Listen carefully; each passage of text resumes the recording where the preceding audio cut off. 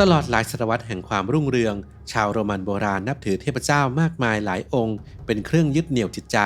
ซึ่งมีทั้งเทพตามความเชื่อดั้งเดิมและการรับเอาเทพจากดินแดนอื่นมาประยุกต์ให้เข้ากับวัฒนธรรมโรมันอาจมีการเปลี่ยนชื่อหรือกำหนดคุณลักษณะและความเชี่ยวชาญของเทพองค์นั้นๆขึ้นมาใหม่ตามความต้องการของชาวโรมันจนมีชื่อเสียงได้รับการยอมรับเคารพบูชาเลื่อมใสศรัทธาจากชาวโรมันจำนวนมากจะมีเทพเจ้าองค์ใดบ้างมาติดตามไปพร้อมกันครับ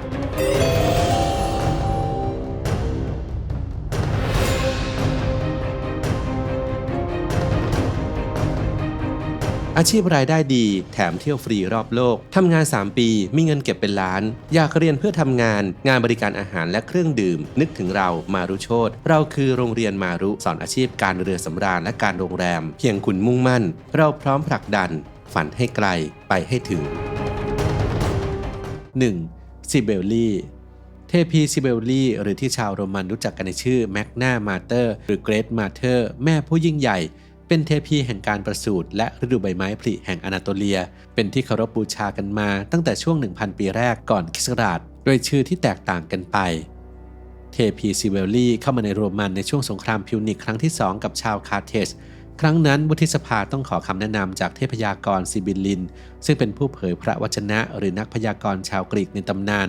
โดยคำทำนายระบุว่าชาวโรมันจะไม่สามารถเอาชนะขุนพลฮันนิบาลของคาร์เทจได้จนกว่าจะมีการพาแม่ผู้ยิ่งใหญ่แห่งภูเขาไอดามายังกรุงโรมพวกเขาเข้าใจในทันทีว่าคำพยากรณ์นี้หมายถึงเทพีซิเบลลีจึงส่งคณะทูตไปยังราชอาณาจักรเพอร์กามอนเพื่อขอนำเทวรูปเทพีที่สร้างมาจากก้อนแร่เหล็กอุกกาบาตสีดำกลับมายังกรุงโรมหลังจากนั้นชาวโรมันก็สามารถเอาชนะฮันนิบาลได้สำเร็จและในช่วง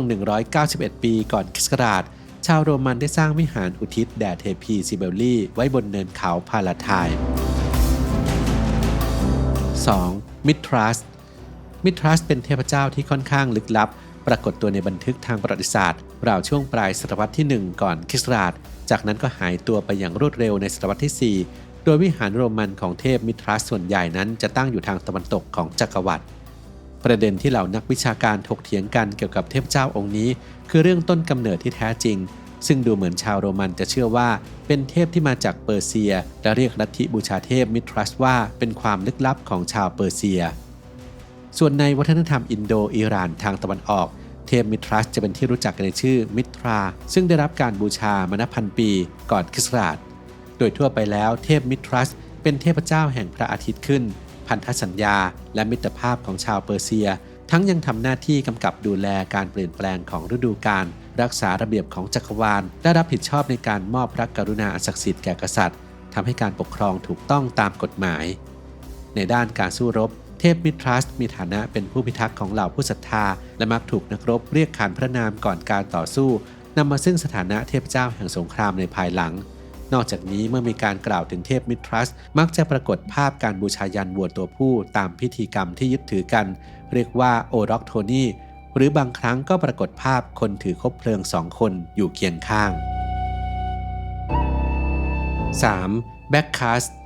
เทพแบ็คคัสหรือไดโอนิซัสเทพเจ้าแห่งเหล้าองุ่นและความสนุกสนานซึ่งรับช่วงสืบทอดต่อจากเทพเจ้าพื้นเมืองของกรุงโรมอย่างเทพลิเบอร์หรือที่รู้จักกันในชื่อลิเบอร์เพเทอร์บิดาผู้เป็นอิสระเทพเจ้าแห่งการปลูกองุ่นและไวน์ความอุดมสมบูรณ์ภาวะเจริญพันธุ์และอิสรภาพของบุรุษเพศเทพแบ็คคัสเดินทางเข้ามายังกรุงโรมทางตอนใต้ของอิตาลีจากเมืองต่างๆของกรีซแต่ตามประเพณีกรีกก็ยังนับว่าเทพแบ็คคัสเป็นเทพต่างแดนที่มาจากตะวันออกอีกทอดหนึ่งโดยเป็นเทพเจ้าจากเอเชียในความเชื่อลัทธิอื่น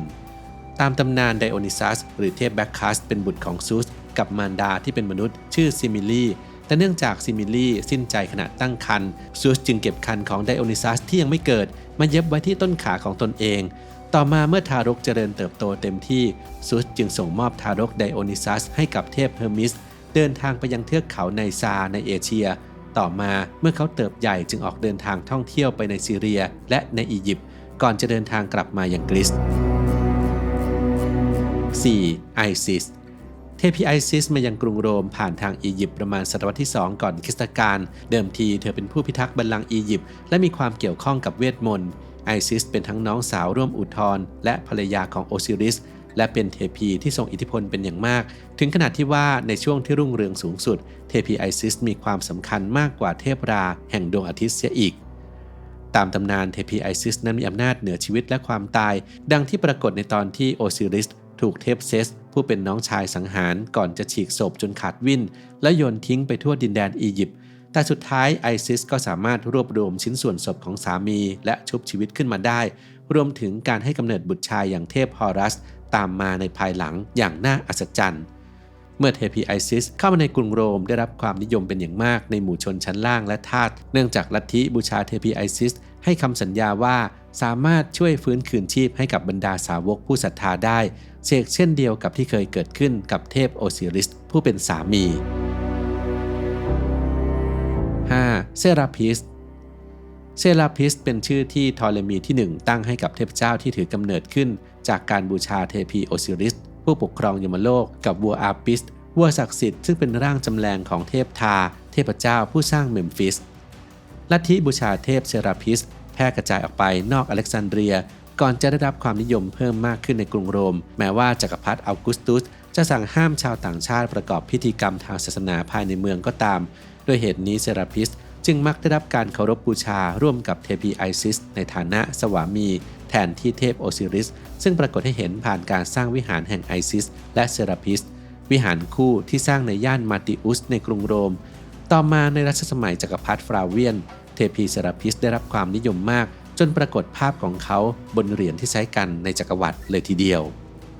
นอกจากพลังอำนาจและอิทธิฤทธิ์ดั้งเดิมที่ได้รับสืบทอดมาจากความเชื่อของชาวอียิปต์แล้วเทพเซราพิสยังมีคุณลักษณะพิเศษที่ได้รับจากเทพองค์อื่นๆด้วยเช่นพลังใต้พิภพที่เกี่ยวข้องกับการเกษตรซึ่งเชื่อมโยงกับเทพเฮดิสเทพเจ้าแห่งความตายราชาแห่งยมโลกและเทพีดิมิเทอร์เทพีแห่งการเก็บเกี่ยวและการเกษตรผู้ดูแลความอุดมสมบูรณ์ของพื้นดินตามความเชื่อของกรีกเนื่องจากการเพาะปลูกตลอดจนการเจริญเติบโตของพืชเกิดขึ้นจากใต้พื้นดินนั่นเอง 6. จูโนเทพีจูโนหรือที่บางครั้งเรียกว่าเรจิน่าเป็นน้องสาวและภรรยาของจูปิเตอร์เทพเจ้าแห่งท้องฟ้าและฟ้าผ่าผู้เป็นราชาแห่งทวยเทพดังนั้นจูโนจึงมีฐานะเป็นราชินีแห่งทวยเทพด้วยโดยทั่วไปสถานะของเธอกับสามีสามารถเทียบเท่าได้กับซุสและเฮราของชาวกรีกด้วยเหตุนี้สัญลักษณ์และคุณลักษณะส่วนใหญ่ของเทพีจูโนจึงคล้ายคลึงกับเทพีเฮราเทพีจูโนเป็นหนึ่งใน Capitoline Triad เป็นกลุ่มเทพเจ้า3องค์ที่ได้รับการบูชาสูงสุดของโรมันโบราณภายในวิหารบนเนินเขา Capitoline Hill ของกรุงโรมอันประกอบไปด้วยจูปิเตอร์จูโนและมิเนอร์วาถือเป็นศูนย์กลางความเชื่อของกรุงโรมแม้เทพีจูโนจะได้รับการยกย่องให้เป็นเทพีผู้อุปถัมภ์จักรวรรดิโรมันแต่เธอก็ไม่ใช่ชาวโรมันโดยดั้งเดิมตามตำนานโบราณหลายเรื่องระบุว่าองค์เทพีเป็นปฏิปักษ์กับกรุงโรมซึ่งในมหากาพย์เมทามอร์โฟซิสที่เขียนขึ้นโดยกวีชาวโรมันโอวิดเกี่ยวกับตำนานการสร้างและประวัติศาสตร์โลกได้กล่าวเอาไว้ว่าในรัชสมัยของโรมูลุสกษัตริย์องค์ที่1และผู้ก่อตั้งกรุงโรมเทพีจูโนได้ปลดสลักประตูเมืองเพื่อให้ชาวซาบินส์เข้ามาโจมตีเมืองได้เชื่อกันว่าเทพีจูโนเข้ามาในจักรวรรดิโรมันทางเมืองเวอีเมืองสำคัญของอารยธรรมอิทัสคันซึ่งตอนนั้นเป็นที่รู้จักในนามอูนิโดยนักประวัติศาสตร์ชาวโรมันลิวีเล่าว่าคามิลัสได้อัญเชิญเทพีมาเข้าร่วมกับฝ่ายโรมันก่อนที่เมืองจะถูกยึดและหลังจากที่ได้รับชัยชนะมาครอบครองจึงตกลงใจที่จะพาเทพีจูโนกลับมายังกรุงโรมด้วยและมีการสร้างวิหารแห่งจูโนเรจิน่าหรือวิหารแห่งราชินีจูโนไว้บนเนินเขาอาเวนทีน 7. ไตรเวียเป็นเทพีที่รวมเอาเทพ3องค์เข้าไว้ด้วยกันได้แก่เทพีเฮคาเทเทพีไดอาน่าและเทพีไททันเซลินีเริ่มต้นจากการที่ชาวโรมันมักกล่าวถึงเทพีเฮคาเทเทพีแห่งเวทมนต์ทางแยกดวงจันทร์และศาสตร์แห่งเวทมนต์ของชาวกรีกร่วมกับเทพีไดอาน่าซึ่งทั้งสององค์ต่างก็มีบทบาทเป็นผู้พิทักษ์การเดินทางและทางแยกซึ่งแสดงให้เห็นว่าเฮคาเทมีความใกล้เคียงกับไดอาน่าของโรมัน